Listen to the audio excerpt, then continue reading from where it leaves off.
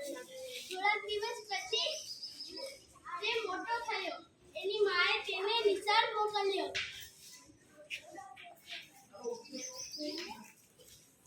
રોતા રોતા ઘેર આવ્યો. એની મમ્મીએ પૂછ્યું, કેમ રડે છે? મને નિશાળમાં બધા મને જોડાવે છે. અંદર સાસુજી વાળા કાઈ વાંધો નહીં. જા મારણ પાસે જઈને એક પૂછડી કમાવી આવ.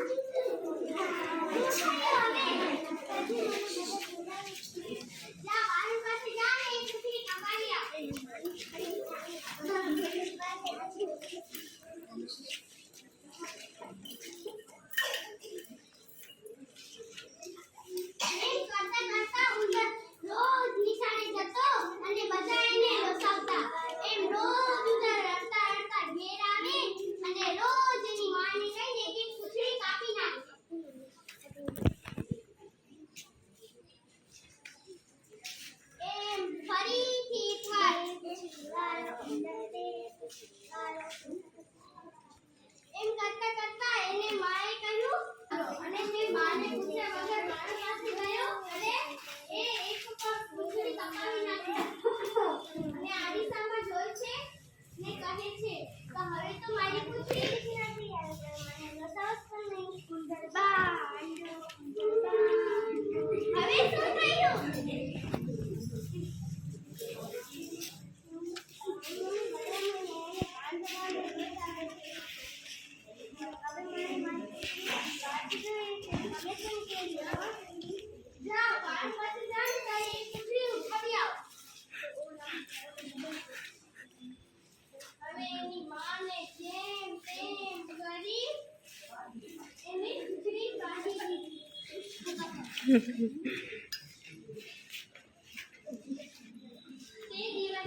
હવે એની માએ કીધું, કોઈ સહાય પણ કે પણ તને કોઈ ઉપર ઓ નહીં કરવાનું, ઠીક હે?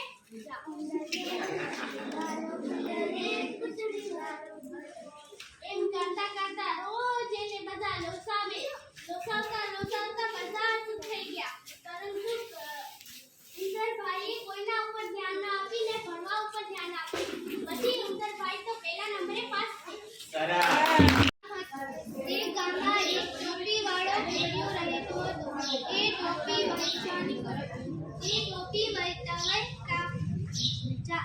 થાકી ગયો. એ આરામ કરવા માટે એક ઝાડની નીચે બેસી ગયો. તેણે પોતાની ટોપી ઝાડની બાજુમાં રાખી દીધો. પછી થોડીક વાર રહીને એની આંખ લાગી ગઈ. એ ઝાડની ઉપર ઘણા બધા વાંદરા હતા. તેમણે નીચે જોયું કે ટોપીઓ પડી છે, આપણે પહેરી લઈએ. બધા વાંદરાઓએ ઉપાઉપ કરીને ટોપીઓ લઈ અને પહેરી લીધું. થોડીક વાર રહીને ભેડિયાવાળાની આંખ ખુલી ગઈ. એને જોયું કે મારી ટોપીવાળી ડોકરી અહીંયા નથી. એ આજુબાજુ જોવા લાગ્યો. પછી તેને વાંદરાઓનો અવાજ આવ્યો. તેણે જોયું કે બધા વાંદરાઓએ તેની ટોપી પહેરી લીધી છે. પછી તેણે પોતાની યુક્તિ કરી. તે એક્શન કરવા લાગ્યો. એ એક્શન જોઈને બધા વાંદરાઓ કરવા લાગ્યા. તેણે પોતાની ટોપી નીચે ફગાવી. બધા વાંદરાઓએ નીચે ટોપી ફગાવી દીધી. પછી ભેડિયાવાળો તેની ટોપી લઈને ભાગી ગયો. टिंग टॉम मेहमान आए। बोलो कहाँ से आए हैं? कहाँ से आए हैं? नलिया से आए हैं। नली से आए हैं। उनको बोलो बाहर चप्पल उतार दे, अंदर चप्पल उतार और बाहर उतार। मेहमान अभी तक आए क्यों नहीं? आपने बोला अंदर चप्पल उतार बाहर उतार। अरे मैंने बोला बाहर चप्पल उतार के अंदर आ जाओ। बाहर चप्पल उतारो अंदर आ जाओ।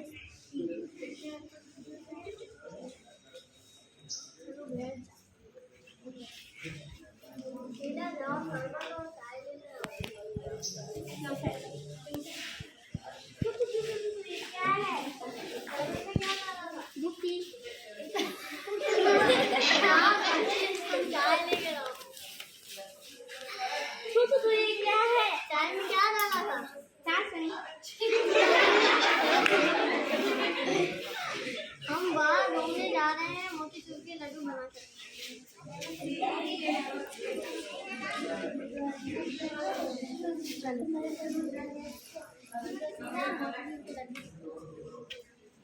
कौन बोले रहे? आपने बोला मोती मोती खाने वाला मोती बोला था। चलो हम घूमने जा रहे हैं। फिनाइल के फटे कर देना, घी के लड्डू बना देना, गाय में पेट्रोल डाल देना, नहीं गाड़ी में पेट्रोल डाल देना और गाय को चारा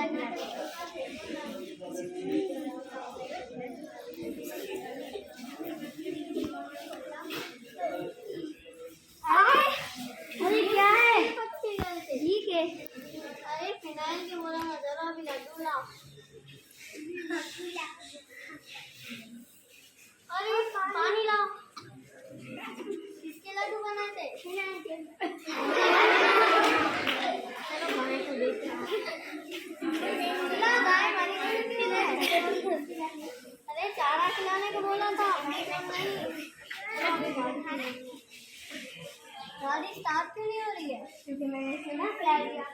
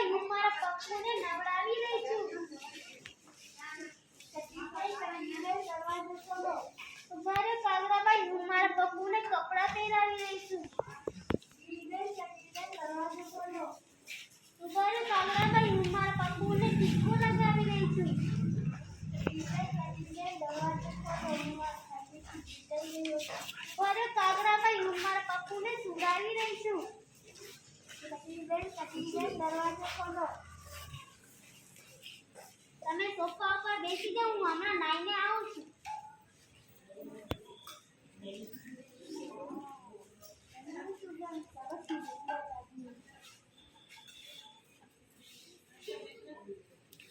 મારા પપ્પુને પીવડાવવાની ખીરા કાગડો પી ગયો.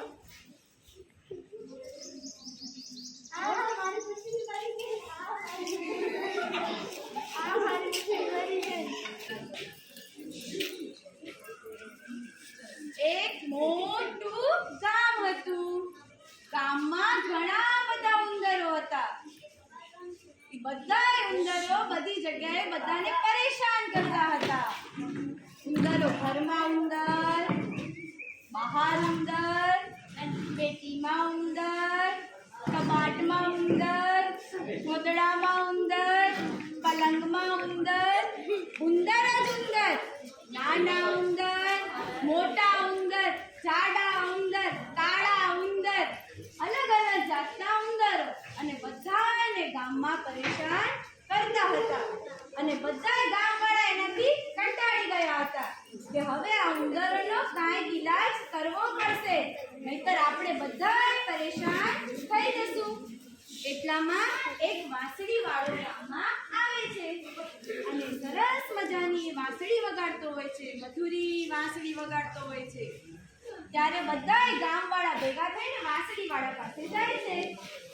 અને ગામવાળા વાંસળી વાળાને કહે છે કે વાંસળી વાળા ભાઈ, આ ઉંદરોનો કાંઈક ઈલાજ કરો ને.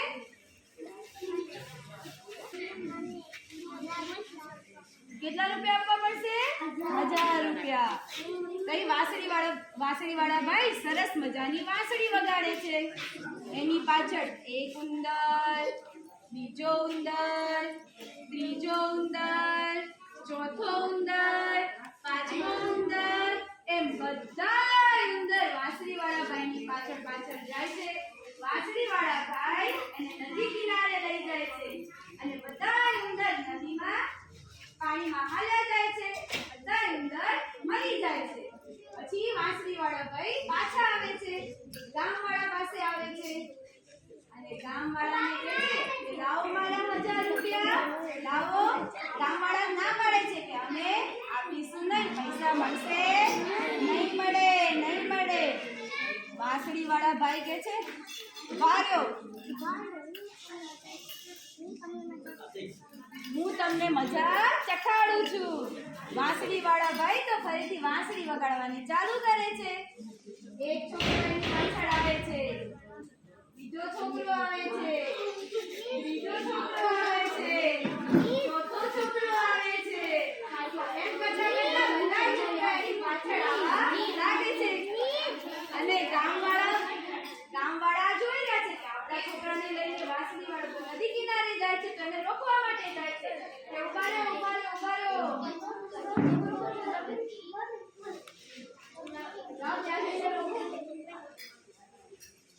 હવે ગામવાળા કહે છે કે વાંસળીવાળા ભાઈ ઉભા રહ્યો, અમે તમને 1000 રૂપિયા આપીએ છીએ. અને ગામવાળા એને 1000 રૂપિયા આપે છે અને વાંસળીવાળા ભાઈ એને લઈને પોતાના ઘરે જાય છે.